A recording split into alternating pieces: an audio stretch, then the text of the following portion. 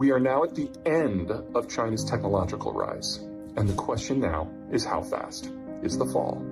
China now unable to import the equipment to make semiconductors, or the tools to maintain and operate the equipment, or the software that's necessary to operate the equipment, or any mid or high-level chips at all.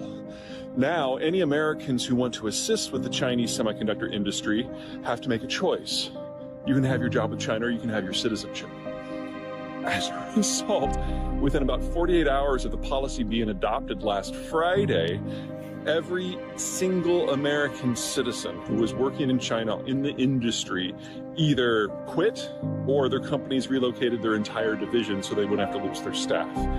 For all practical purposes, the Chinese semiconductor industry of everything over like Internet of Things level of quality is now dead. And that has a lot more implications than it sounds.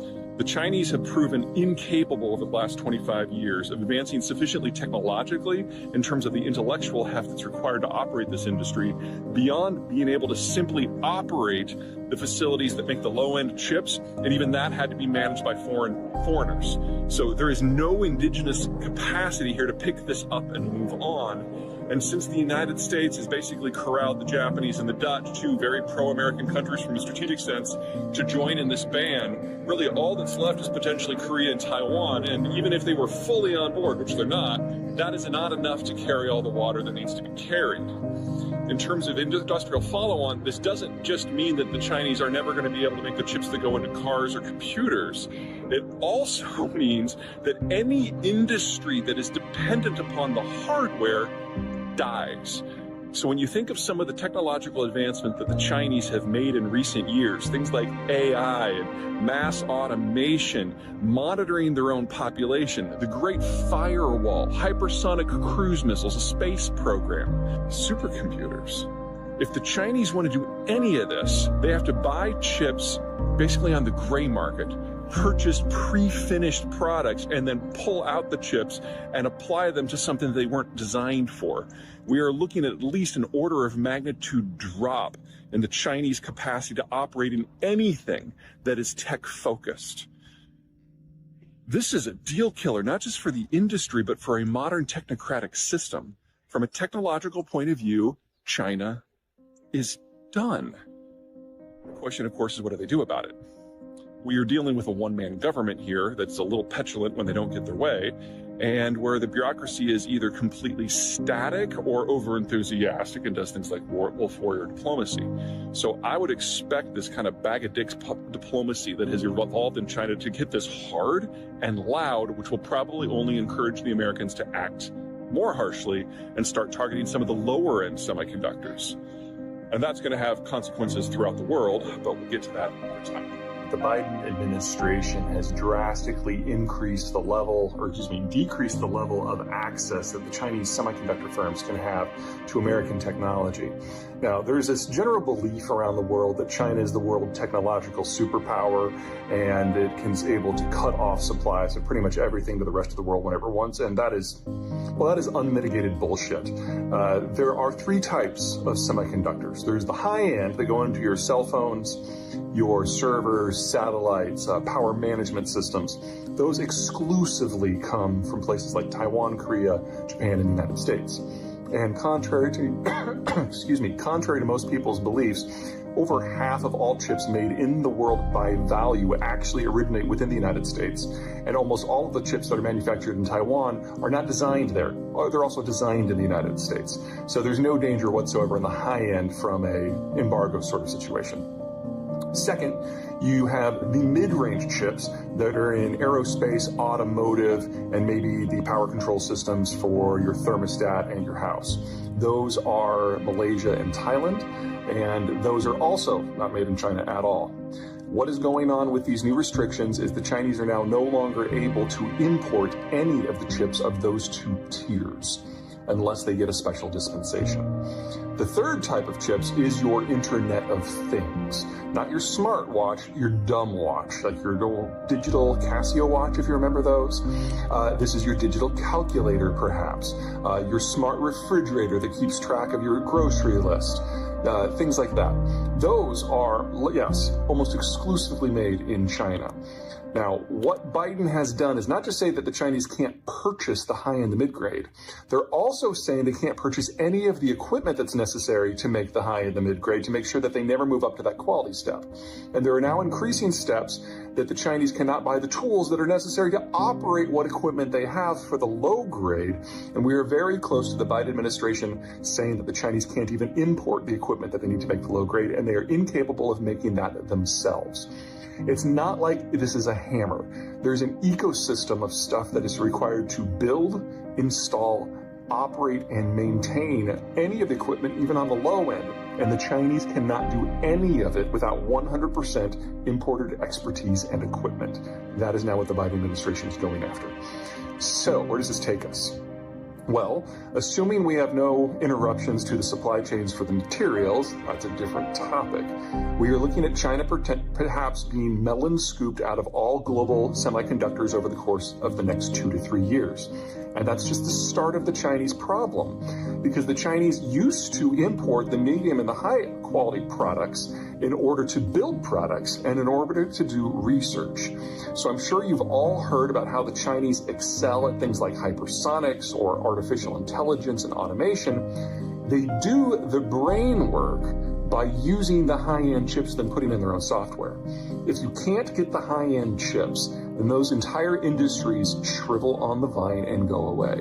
So more than anything that has happened in the world at this point, this new step of restrictions threaten to throw the Chinese into a technological winter, and any concerns you have about China in its rise can be killed just by that.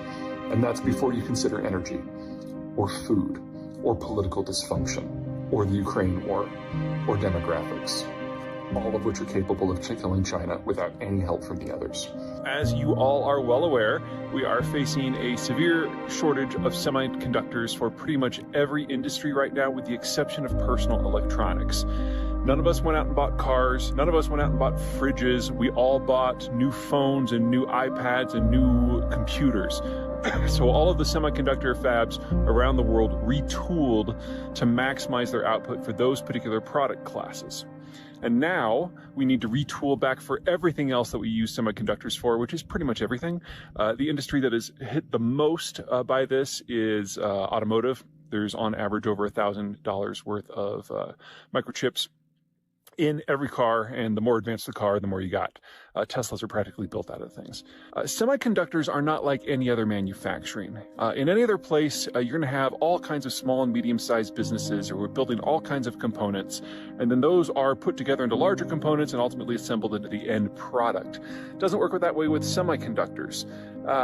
With the standard system, if one small company retools or goes out of business, someone else can step in and pick up the slack, or a new firm will form. But with semiconductors, it's all clean room work, and so it all has to be done in the same physical location.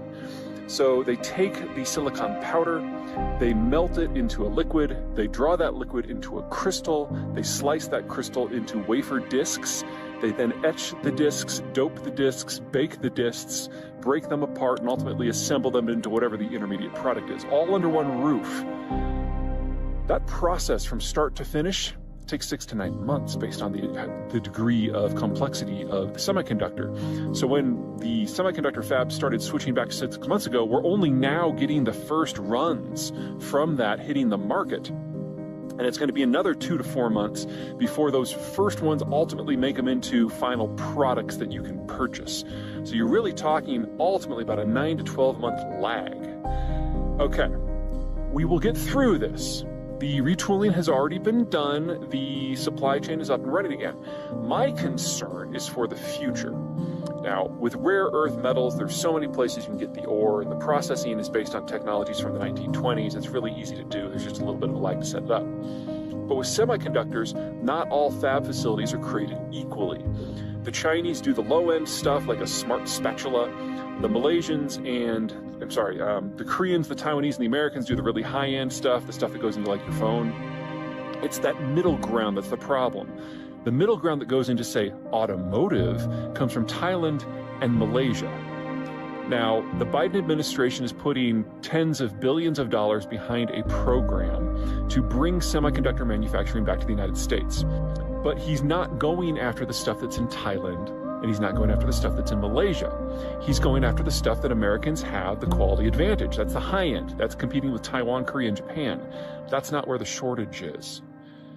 Also, when people say, you know, bring semiconductor manufacturing back from China, no, that's not the stuff we want. That's the low-end stuff. That's the stuff you would subcontract out anyway.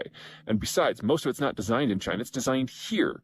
Most of the stuff that's designed or that goes into automotive in Thailand and Malaysia is designed here. And a good portion of the stuff that goes into the Taiwanese semiconductors, which are some of the best in the world, are designed here.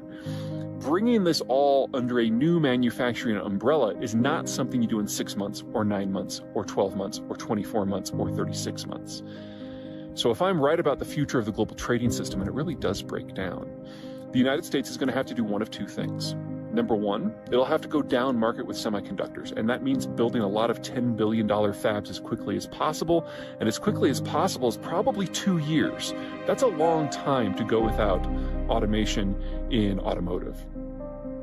Option number two, the United States might not care about the world anymore, but we're probably going to care very much about Southeast Asia, and it will be critical for the United States to maintain a security and economic and diplomatic presence in that part of the world in order for this portion of modernity to continue. That's a hard call for a country that is turning sharply isolationist more by the day.